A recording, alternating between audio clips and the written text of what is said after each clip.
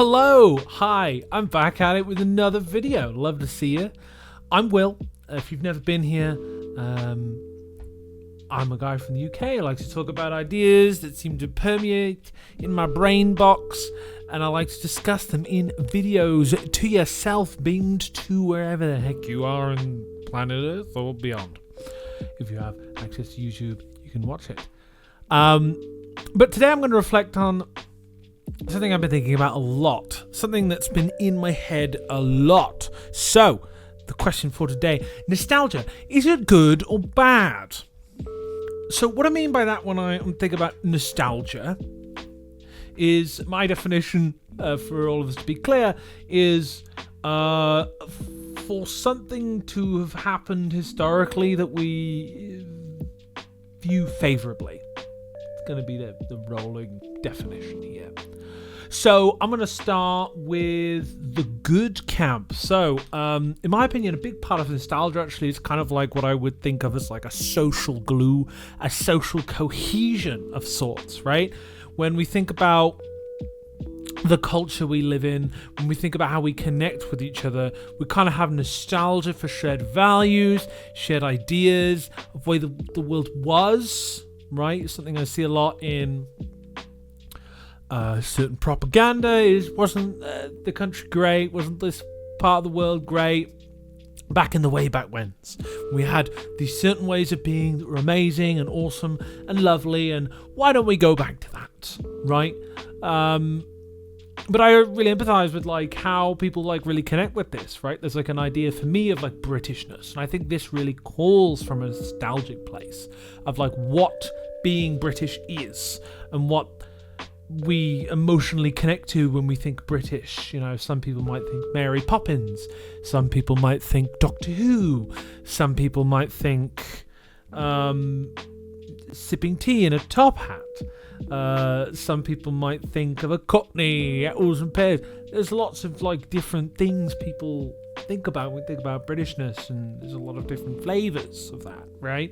But a lot of us anyway, have like a nostalgia for that.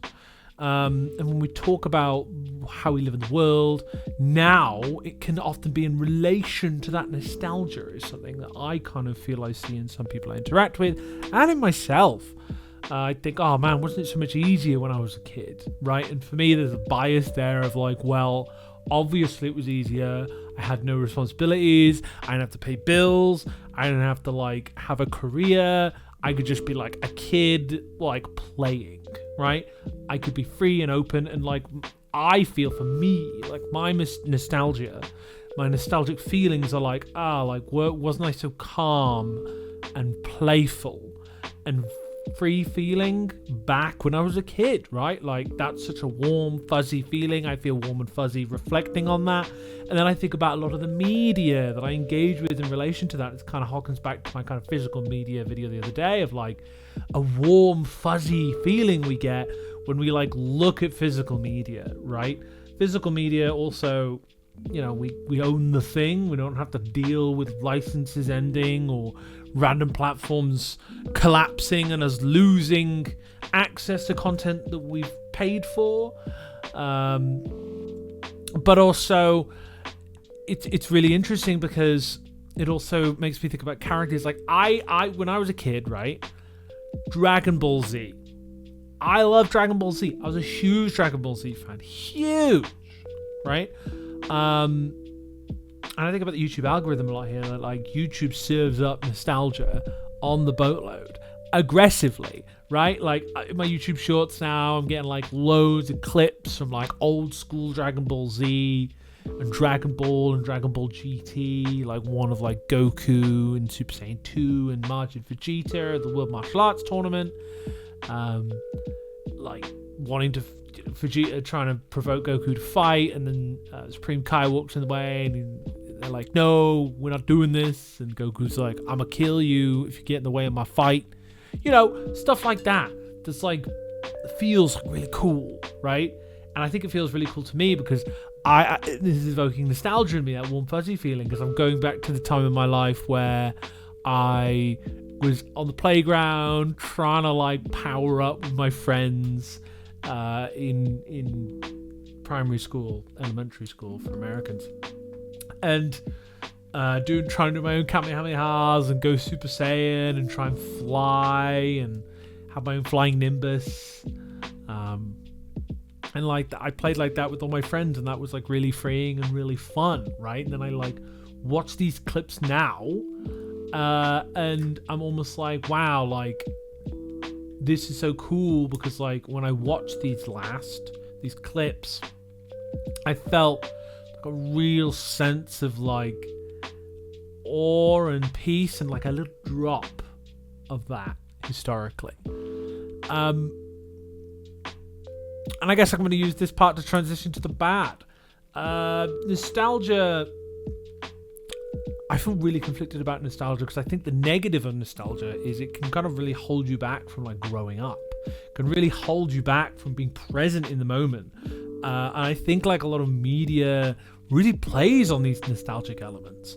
It's, in my opinion, one of the reasons why there's just way fewer like big risks taken in like mainstream cinema, music, and video games, right? There are definitely some really creative projects in all of those art forms. There are still really good films being released, really good music being released, really good video games being released, but you have to like go underground a bit more now, right? Gone are the days where there would be kind of big, cool projects that would be, you know, a big risk for studios back in the day. I think Star Wars was a huge risk. It's older than me. I'm going way back. But, you know, those kind of projects were huge risks for studios. Now there's a lot of min-maxing. There's a lot of optimization in the data of what's going to guarantee a profitable return. And as an emotion, nostalgia to me feels very exploitable, right?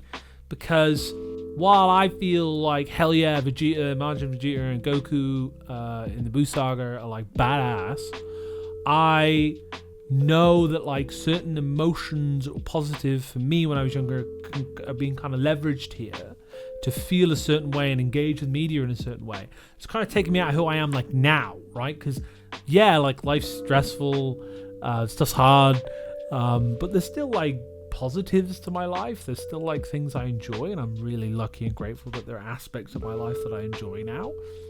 But there are also like parts of my life that I feel like I want to put effort into, I want to push, and I want to challenge myself.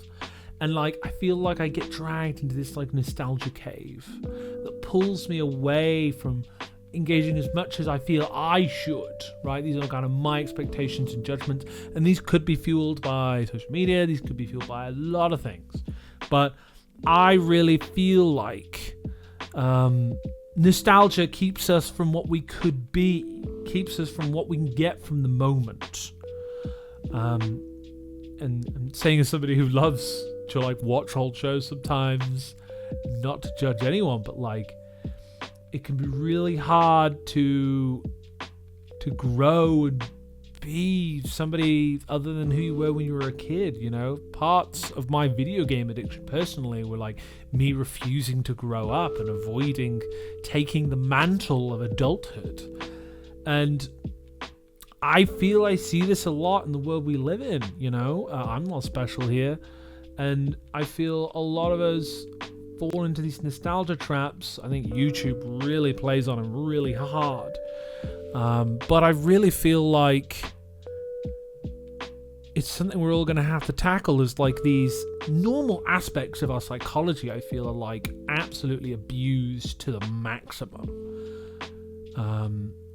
In the face of absurd power from technology constantly improving its ability to play with our silly little monkey brains, we have to think of ways to protect ourselves, right? And I think it's really hard because it's kind of taken us off the drip of nostalgia in a way, because nostalgia can be really connective. It can be a really positive social lubricant. It can be a really positive way to maintain relationships with people. You know, reminiscing on moments gone by can be like a really enjoyable thing to do with people, right? Nothing wrong with that. Normal human experience. But there are aspects of the world we live in right now that seek, I feel, to push that to an extreme. And then how are we ever investing in who we are now and where we're going to go if we're still mentally living in where we were when we were kids? It's a hard place to be for all of us. I'm in this place too, and I'm just kind of like, man, how do I grow up, right? And I'm like doing this in ways. I'm trying to take responsibility for myself, but the nostalgia monolith doth consume me. And it's something I really try and be aware of when I think about how I'm spending my energy, how I'm spending my days, right? Like when I get stuck in the YouTube short rabbit hole, which I do occasionally, I find myself getting trapped there because I want to avoid something. I feel like I can't handle something. There's some self-doubt there for myself. There's some unprocessed emotions. Then I hit my journal and bam, I kind of come out of that hole. And it's like helpful for me, but sometimes it takes a while to come round to that, man. And nostalgia is so comfy, it's so cozy, man. It's so a sentimental longing for the past, right? Where things felt easier, things felt simpler. And I'm never gonna hate on somebody for that, but I want to hear your thoughts in the chat. Is nostalgia good or bad, or is there a bit more to it? Please drop your thoughts in the comments. I've been Will. You've been wonderful. Take care of yourself, and I will see you in the next one.